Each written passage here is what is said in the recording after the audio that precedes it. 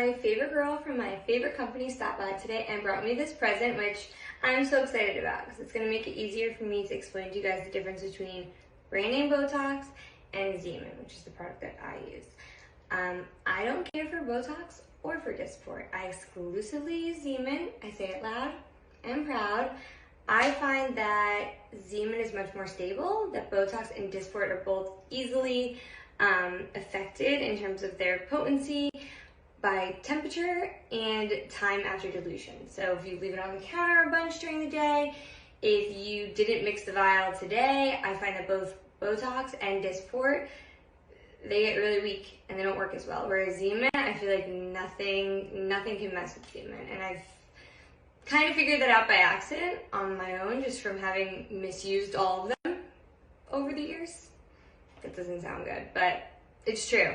When I first started using Xeomin like 2 years ago, I didn't even know that you were supposed to refrigerate it afterwards. The plastic surgeon I was working with never told me that. So we never refrigerated it afterwards, and it always worked, always. I also would use it like 4 weeks after mixing it, also always worked.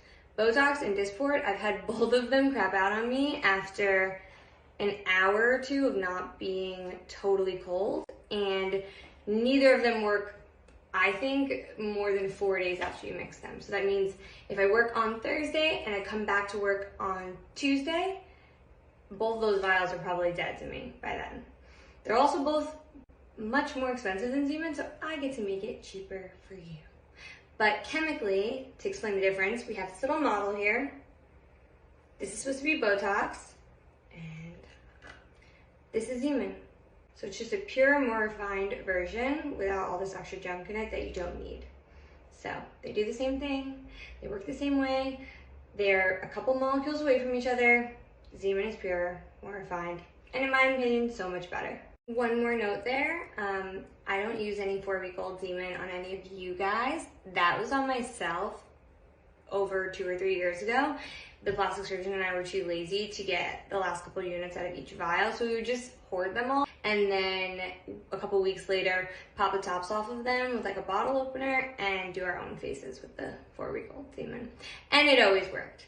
We also did an experiment once where we injected half of his face with Xeomin and half of it with Botox, just to see if there was any truth to the rumors about Botox having a longer lifespan than Xeomin, and not true. He started moving at the exact same time and his face looked exactly the same on both sides. So we did all those studies ourselves. I go through oodles of Xeomin here at the office each day. On average, it's about 5 to 6 vials per day, which is about 500 to 600 units, which is a lot of product. So I work with it a lot and I just love it. And I personally believe that me always going through those vials and always mixing fresh ones is why maybe it kicks in so quick. There's really no proof of that, but it's my own personal theory. And yeah, I'm supposed to tell you it takes like 1 to 2 weeks, but it so does not. It's been 2 days since I did mine. I see it already. We're here. And I'm not the only person who feels that way. Actually, most of my patients say that. They see within the first like 4 to 5 days. Some of my new patients, it takes a week to settle. Like sometimes just toxins do wonky things on muscles that are not used to them.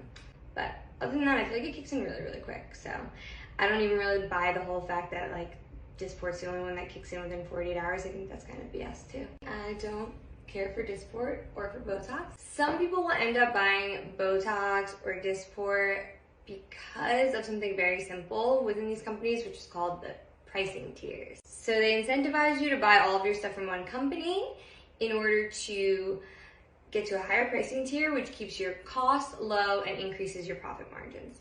Now, I'm not a big practice. I started as one person working under a plastic surgeon who was pretty much just trying to help me out and help me get started, and taking free stuff from whatever company would give it to me to be able to practice on my friends and family to get better and start this for myself. So I was never really incentivized by any of those pricing tiers. It wasn't probably until this like past year that I even would have been busy enough or big enough for those numbers to really affect me. And I never would have cared anyway. I worked for free. When I first started injecting, I worked for free for like 6 months and was happy to do it. Yeah, so unfortunately, that plus marketing ends up being the reason why you hear a lot of back and forth about this is better, this is better. I personally have tried every product and I personally pick which ones I believe in. And I believe in the long term, you make more money if you do the right thing by your patients and give them the best outcomes and are honest. And I always think that that's a better business model than just trying to make a couple extra bucks quickly. I think it's short-sighted, and I think it's honestly a disservice, and that you shouldn't be in this kind of business of, you know, taking care of people and looking out for them if that's how your brain works. So I'm proud of that. I never did that, and that's why I love Xeomin. Just because I love it, not for any other reason.